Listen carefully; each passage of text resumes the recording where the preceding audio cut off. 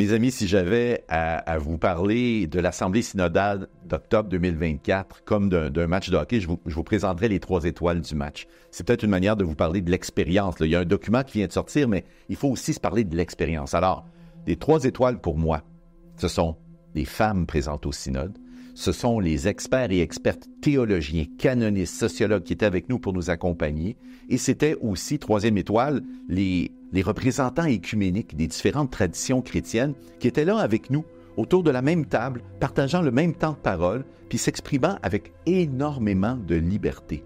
Tout ça pour vous dire que ces 3 étoiles-là, ça nous dit que le match s'est bien joué. Ça a été un temps d'écoute, un temps intense de prière, d'attention les uns aux autres. Puis ça nous dit qu'au final, là, on aura beau avoir tous les documents du monde, la synodalité, on en parle, mais il faut surtout la vivre. Et c'est ce que nous avons eu comme expérience au moment du synode.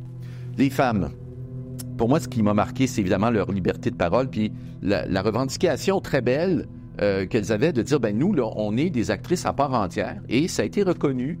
Le synode, l'Assemblée synodale a poussé pour qu'il y ait plus de reconnaissance, plus de place aux femmes, et aux hommes laïcs, aux hommes et aux femmes laïques, dans des postes non seulement de service, mais de responsabilité, et on a même osé le mot autorité, donc de leadership. C'est très important. Il y a aussi quelque chose qui m'a beaucoup frappé, c'est la présence presque constante du pape François. Il est venu à différentes reprises au moment du synode, et je dirais que c'est un peu le héros obscur du match. Il prenait la parole comme les autres, 3 minutes, pas plus, et à quelques moments précis. Évidemment, il y a eu des discours, mais c'est vraiment celui qui donnait l'impulsion d'une synodalité, d'une liberté, d'un appel aussi à l'audace dans notre prise de parole. Il a eu un assistant, il faut le dire, en la personne du frère Timothy Radcliffe, qui nous a prêché une retraite au tout début et qui a placé devant nos yeux les récits de la résurrection du Christ, et en particulier l'interdépendance entre Marie-Madeleine, le disciple que Jésus aimait, Jean, et Pierre. Tous 3, donc dans une complémentarité, mieux je dirais, une réciprocité, une interdépendance, qui nous parle de la synodalité dont l'Église a à vivre. Quelque chose qui m'a énormément frappé, c'est l'aspect prophétique de la synodalité. On est dans un monde où il y a plein de fractures, où il y a plein de déceptions par rapport au mode de gouvernement. Il y a des gens qui se divisent, il y a des guerres. On n'ignore pas, on a vécu cette assemblée synodale en pleine période de guerre au pluriel, un peu partout dans le monde. La synodalité, c'est comme un antidote. L'idée de marcher ensemble, l'idée de recevoir cette mission du Seigneur, de s'intéresser les uns aux autres, de prendre soin les uns aux autres et de prendre soin ensemble de la création. C'est au cœur là, de notre expérience synodale, et ça va être au cœur du défi qui nous attend. Parce que là, il faut se parler avec quoi on ressort de ce synode-là, puis qu'est-ce que ça va vouloir dire pour nos églises locales, diocésaines, mais aussi pour nos paroisses. Écoutez, ça commence par l'écoute. Ça commence par cette reconnaissance-là que comme Église synodale, c'est pas juste une question d'être ensemble, c'est d'être ensemble à l'écoute de l'Esprit Saint qui parle, bien sûr, dans la parole de Dieu, mais qui parle aussi dans le cri des pauvres. Puis je vais insister sur le cri des pauvres puis de personnes qui sont peut-être à la marge, qui sont peut-être marginalisées, qui ne crient pas nécessairement vers l'Église, mais qui crient au ciel. Et quand on crie, c'est vrai que c'est pas facile à entendre. Quand on crie, ça fait mal aux oreilles de ceux qui écoutent.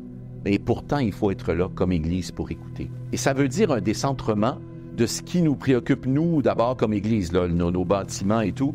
Ouais, c'est légitime là, de savoir qu'est-ce qui va passer avec telle ou telle Église ou qu'est-ce qui va se passer avec la vie de notre communauté.